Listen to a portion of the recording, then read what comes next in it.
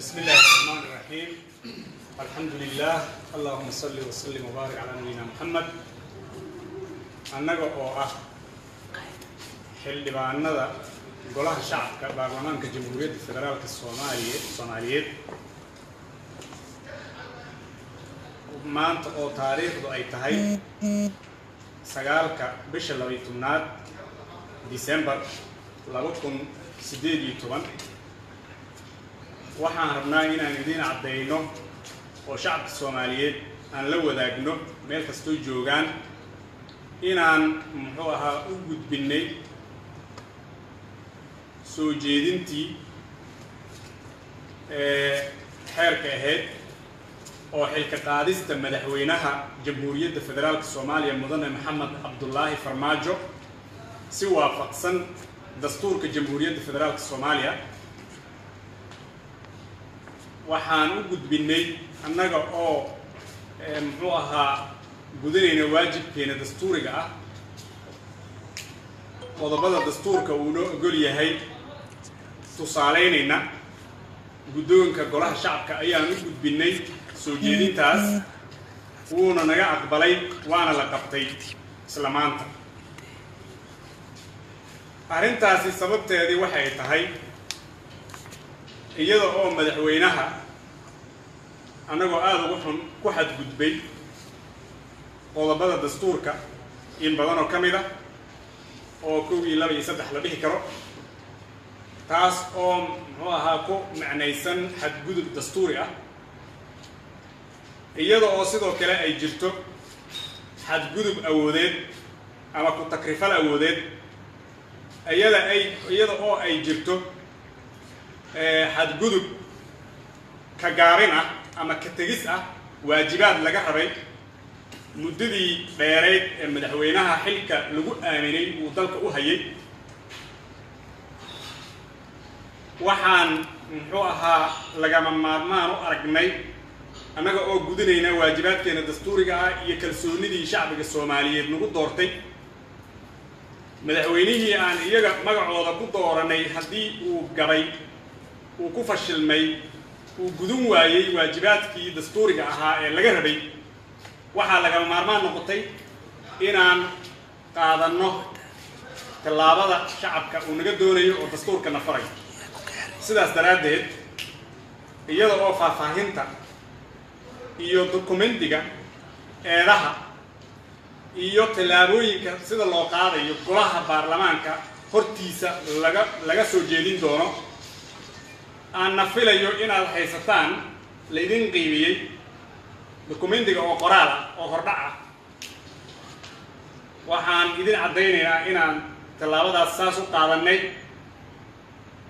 ayna tahay tallaabo waafaqsan sharciga iyo nidaamka dalka u degsan iyo dastuurka jamhuuriyadda federaalka Soomaaliya aad baad u mahadsantihiin waxaan ku wareejinayaa xildhibaanada garbayga fadhiya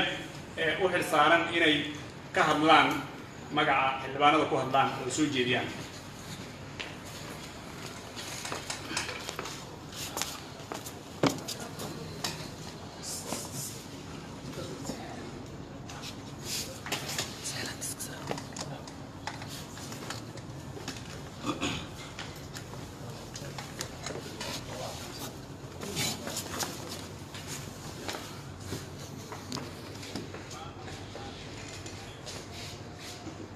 بسم الله الرحمن الرحيم الحمد لله رب العالمين والصلاة والسلام على رسول الله صلى الله عليه وسلم السلام يا xildhibaanada sharafta leh halkan isugu yimid meediyaha iyo khiyaarta kale ee goobtan fadhida waa laga hadlay hindisahan soo jeedinta ah iyo gudbintiisii iyo qabashadiisii waxaan rabaa inaan sheego horta annagu waxaanu nahay guddi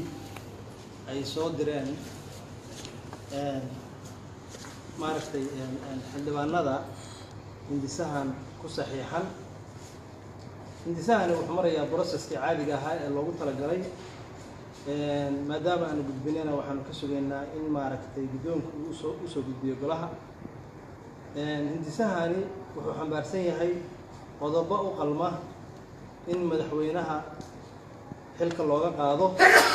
oo ay ka mid yihiin khiyaano qaran oo ay ka mid yihiin qodobo dastuurka ku yaalla oo si cad ugu tuntay iyadoo la og yahay in waajibaadka madaxweynaha uu ka mid yahay inuu ilaaliyo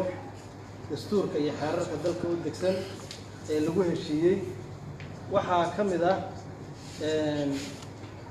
qalalaase iyo burburin habkii iyo nidaamkii uu madaxweynuhu xilka ku qabtay oo ahaa federaalka. waxaa ka mid ah heshiisyo qarsoodi ah oo mugdi ku jiro kuwaas oo aan la garanayn dalka waxay dhaxalsiin doonaan. wixii faahfaahina iyo qodobadaasi iyo siday dastuurka u waafaqsan yihiin iyo xeer walba meesha uu cuskan yahayna waxay ku faahfaahsan tahay soo jeedinta hindisaha iyadoo oo qodobaysan. laakiin waxaanu kaliya rabnaa inaanu sheegno in si waafaqsan oo sharcigu noo ogol yahay aanu usoo diyaarinay oo usoo gudbinay. waxaa nala quman madaxweynuhu markii la dooranayey si kaliya laaba bay shacabka Soomaaliyeed uga codeeyeen, usoo dhaweeyeen, u marxabeeyeen. waxaana muuqata diiradii iyo rajadii shacabku ay qabeen inay ku hungoobeen. sidaa daraaddeed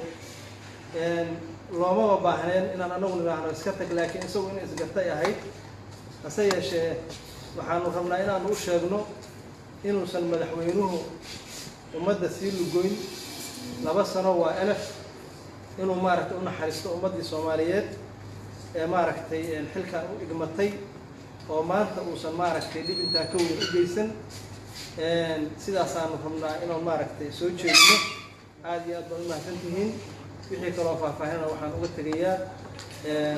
saaxiibadayda xildhibaanada kale oo goobta fadhiya. waa mahadsantihiin. wasalaamu calaykum waraxmatullahi wabarakaatu.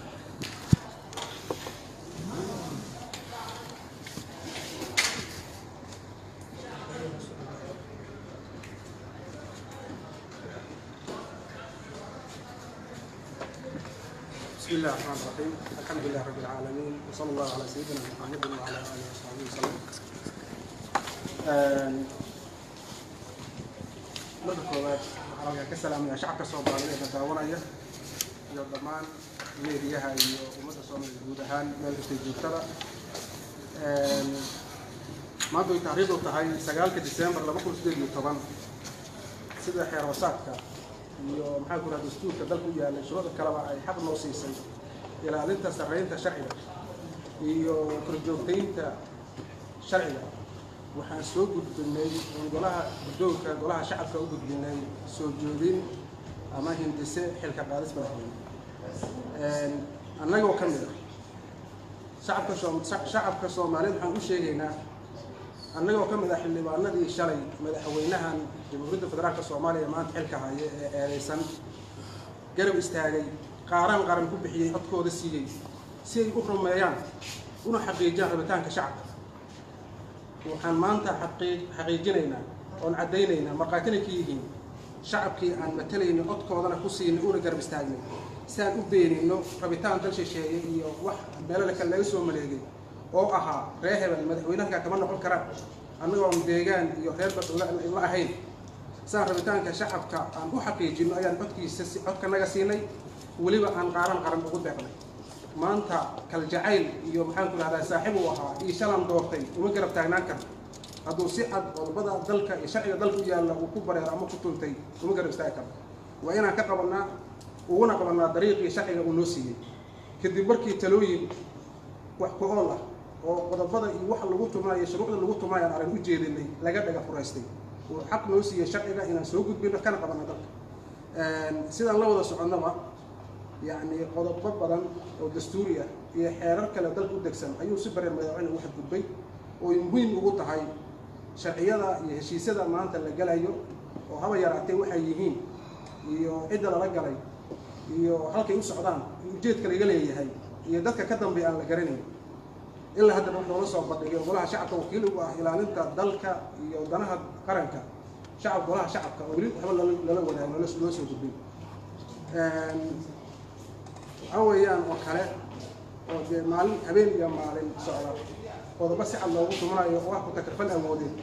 dalkan meeshuu ka yimaado ognahay wuxuu maraya xaalad isku kabkab oo federaalkan si lagu soo dhisay iyo maanta qarannimada iyo dowladnimada aan haysano qiimaha leh halka lala soo maray iyo jaraajirooyinka ay soo martay iyadoo cid kastoo Soomaali oo waxgarad ah dal iyo dawlad meesha ku nooshahay ay og tahay iyo juhdiga lagu bixiyay in maanta si fudud oo sahal ah lagu kala diro raalli kama noqon karo ugumana aamusi karno shalay waa doorateen waa saaxiibkiin ugu aamusi karno sida ajligeed waxaan halkan ku cadeynaynaa annagoo wakiilka sida loo sheegay xildhibaanada golaha shacabka ee soo jeedintan soo gudbiyay inaan soo jeedin hindise xilka qaadis madaxweyne maanta aan u gudbinay guddoonka golaha shacabka lagana aqbalay insha Allah ta'ala wixii faahfaahinaya qodobada oo faahfaahsan mid walbana daliisheeda uu wato waxaan ka hor aqrin doonaa kana soo jeedin doonaa يعني فديك جوها شعب هذه هذا ما سنتين ويحكي لو كان فاهم وحنود الدنيا نور خير يا صاحب هذا الكلام السلام عليكم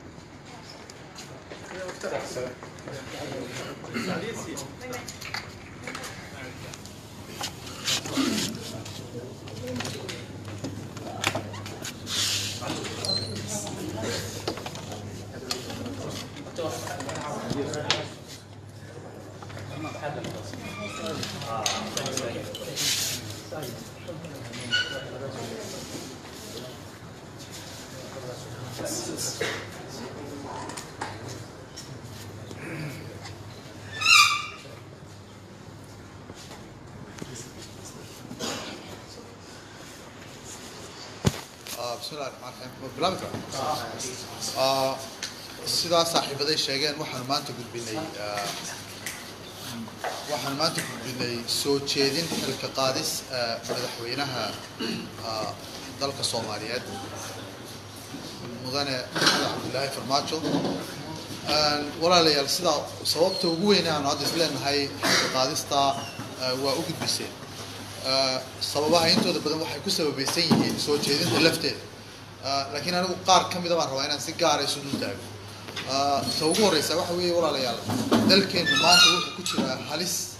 aan weli hore u soo waajihin Soomaaliya 85 sanadood buu gumaysteena haystay 85 sanadood 10 sano oo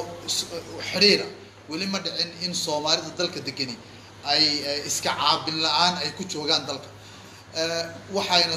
inala soo dirsay xaalado badan oo adag oo aynu uga soo baxnay isku tashi iyo inaynu wax kale waynu ka tanaasuli karnaa aynu diidno inaynu madax banaanideena ka tanaasulno markii aanu aragnay in madaxweynaha madax banaanida dalku aanay macno badan u lahayn waxaana la gudboonaatay inaanu xilka qaadistiisa soo jeedino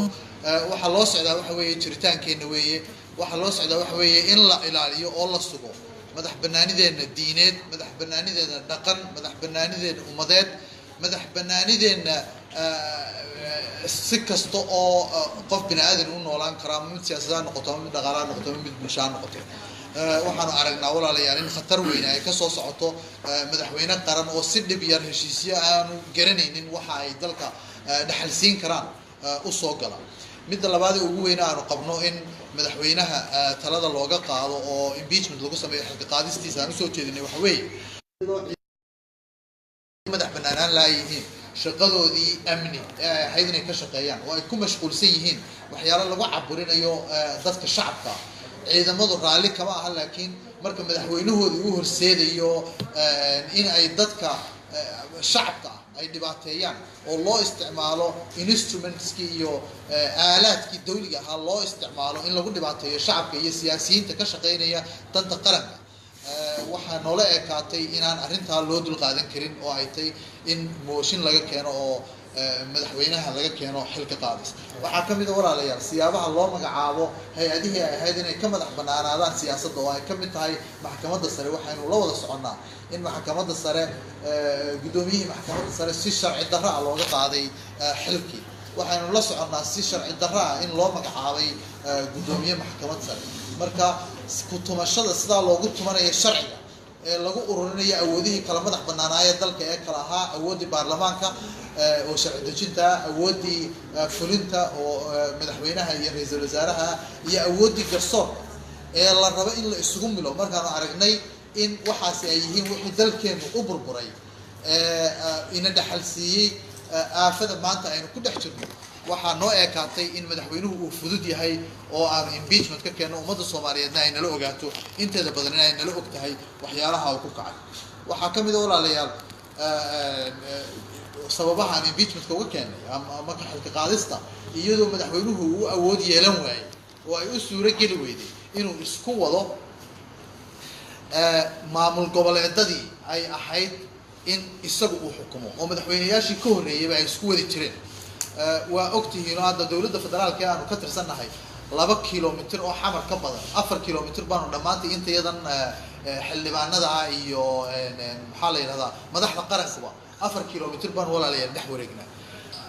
dalka fidintii maamulka iyo isu dulqaadashadii iyo isu jiidistii iyo odayeyntii laga rabay madaxweynuhu inuu isku wado xukuumadda iyo maamul goboleedada meesha way ka baxday. kartidaana waxaanu qabnaa madaxweynuhu oo idinkana idin cad oo horeba u ogeydeen in uu ku guul daraystay inuu hawshaa ka soo baxo. marka madaxweynuhu markuu xilkiisii dastuuriga ahaa uu dalku ku maamuli lahaa uu ku guul daraystay, annaga waxaa nala gudboon keliya in aanu ka keenno xilka qaadis aanu ku badbaadinayno dhulkeenna iyo dekedaheenna iyo khayraadkeenna iyo ummadeenna iyo jiritaankeenna iyo dhaqankeenna iyo diinteenna. marka xilka qaadistu intaasay daaran tahay. waa ka